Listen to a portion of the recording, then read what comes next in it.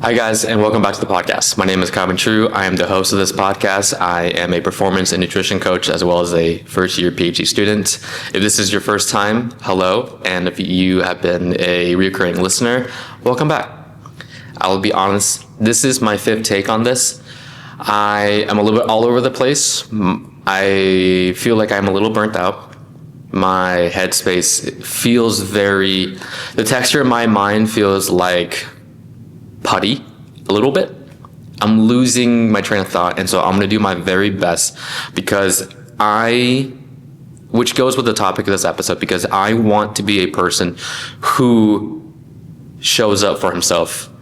And even though this is not my full 100%, this is maybe 20%, I'm going to show up fully 100% of that 20% that I have right now.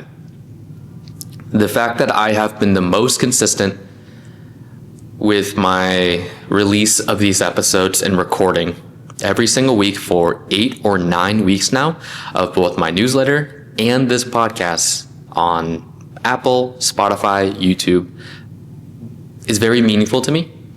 And this is my way of building a mountain of evidence, receipts that this is who I say I am and the person I am becoming. And so I apologize if I'm not 100% today, and if my thoughts flow into different directions. I will do my best to pull myself back. But this episode is going to be around mental toughness, since it's very top of mind for me, and it's an area that people do look up videos on, and I so do too. It's been a while since I've done one on this, and I wanted to share some thoughts and provide some clarity for anybody out there who is watching, and hopefully this may resonate with one of you. And so the inception of this thought occurred about 2 days ago. I was lifting, doing some research on what idea for topics, and I came across this video of a podcast, and I just was scrolling, clicked on an episode, saw one of the highlight reels clips of it, and the people were talking about fitness, building mental toughness through fitness. And I wanted to give a perspective on that, is that if you want to build mental toughness, it's very domain specific. Get very clear on what is it that you want to get better at. Where are you falling short? Where are you breaking promises to yourself? How are you getting so creative with your self-negotiation skills that you are creating these micro betrayals to your future self? Identify that. Figure out what is it that you're trying to do. Because if I see somebody who just works out, I'm not going to just assume that they know how to manage their mind and their emotions and endure in every area of life. It's a good indicator, but that doesn't mean everything. And a lot of people, and I can say this as somebody who is in the fitness world very deeply, is that many people use fitness as avoidance from the actual hard thing. What is the main thing? What is the hard thing that you actually are avoiding? That you're not leaning into, that you're not being honest with yourself, if you want the perception of progress instead of actually doing the thing, and so you're going to pivot to something else that was a challenge to you at one point. Maybe fitness was a challenge to you, but you've overcame that, so now it's easy. Yes, physically, training is hard. Running for clocking in long miles on runs it's hard. Doing a CrossFit class, HIIT training is hard. Sprinting is hard. Lifting weights is hard.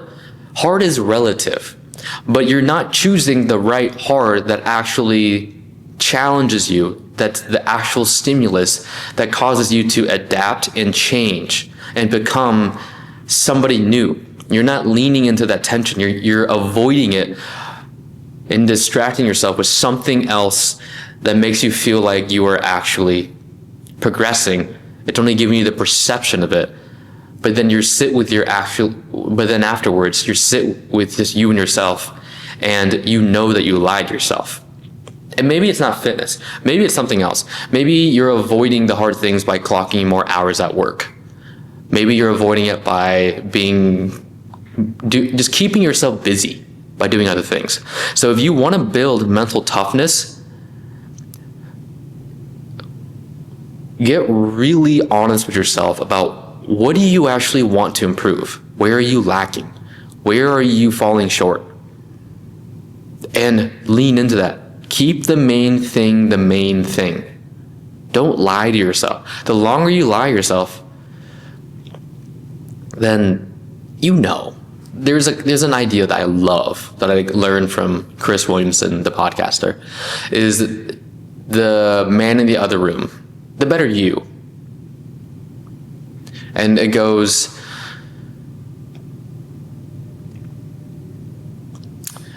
something along the lines of, if I were to do something and nobody were around to see, and I know that I didn't show up as full as I could, I can hear him in the other room clearing his throat. And with that, he knows that I'm falling short. He knows that I'm breaking my own promises, that I'm negotiating with myself down. But nobody knows if I don't do the thing, whatever. But I will know, because he will know, because he is the better version, the man in the other room that will always know.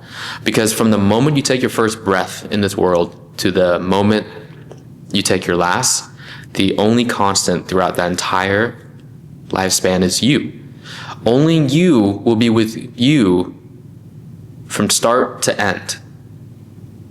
And so with that, it might be a good idea to build self-respect with yourself, to be honest with yourself, and to understand you and learning how to manage you and how to be your best advocate, cheerleader, all those things.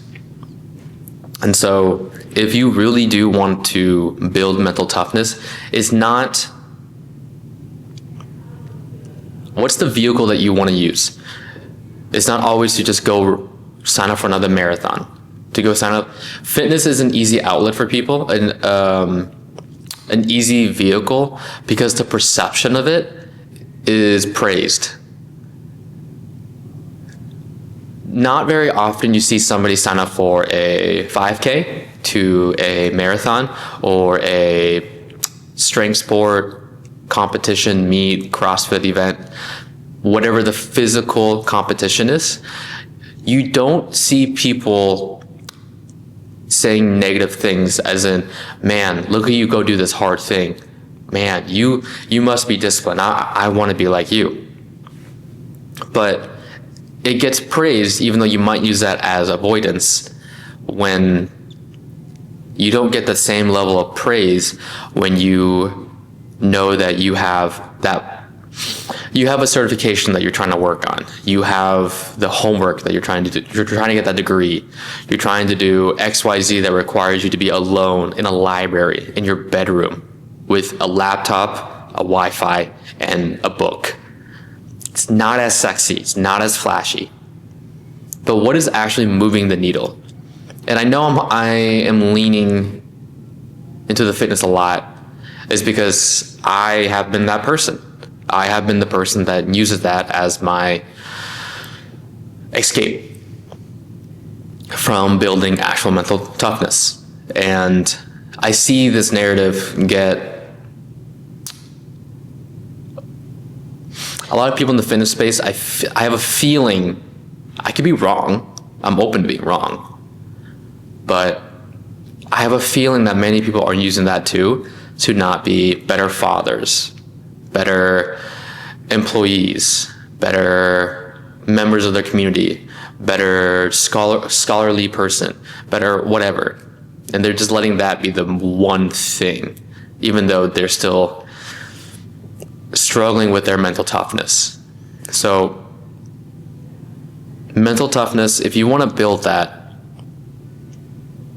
it starts with being very vulnerable and honest with yourself, getting really clear where you are bullshitting yourself, and then asking yourself, what is the big needle moving task? What is it, the thing that we have to actually do?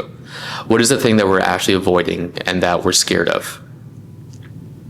Leaning into that, you know where those moments of tensions are, and then that's when you lean in, and whatever form, whatever vehicle that is. And it's not a destination that you're going to reach. It's going to be a daily deposit that you have to make. A daily deposit. Which it's a finite game. No, that's not the word. Finite, infinite game. Yeah, infinite game. I'm sorry. Remember, I'm running on like 20%, so brain power I'm on E right now. It's something that you're going to have to do because you're going to change. You're going to keep on evolving.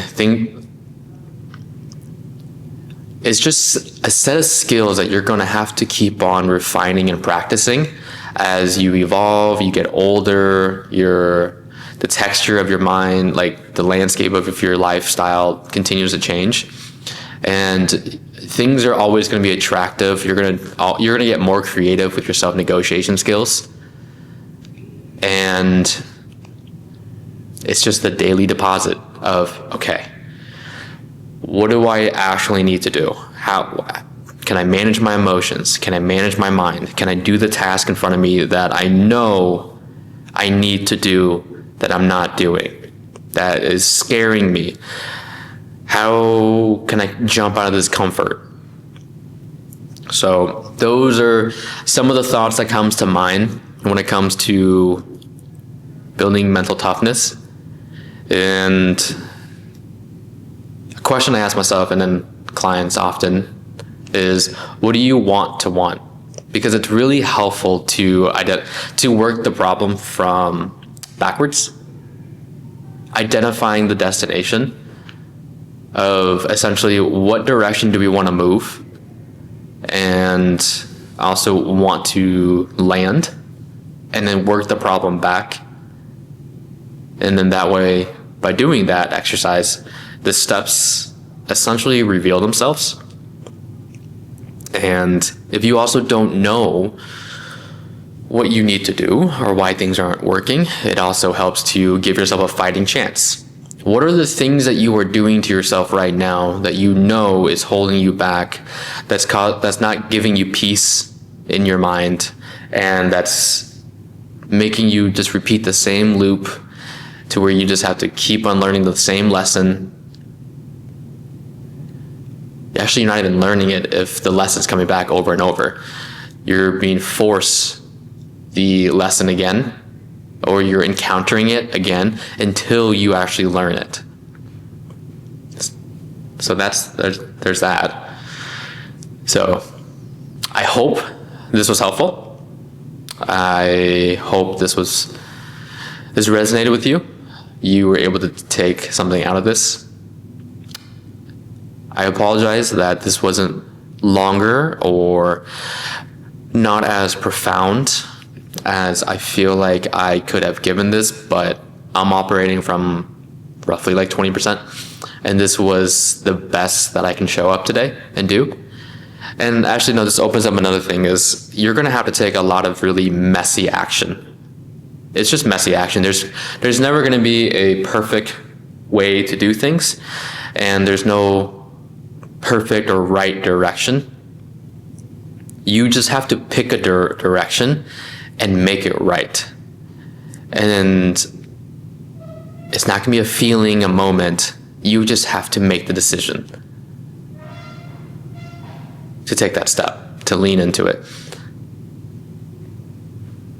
It's not sexy, it's not flashy, it's scary, it's uncomfortable. You're going to doubt your way through it. Hey, I feel like I'm the poster boy of self-doubt, and trying. And I'm sure you were trying too. And as long as we don't stop, we keep going, that is how you know that you're not failing. You're just gaining signals. You're learning what works, what doesn't work. You're getting more data. I believe in you. We all can do this. I will leave you with that. If this resonated with you, you enjoyed this, please subscribe, leave a comment, share this with a friend. Let me know what your thoughts were, and I would love to see it. Catch you guys on the next one. Thank you.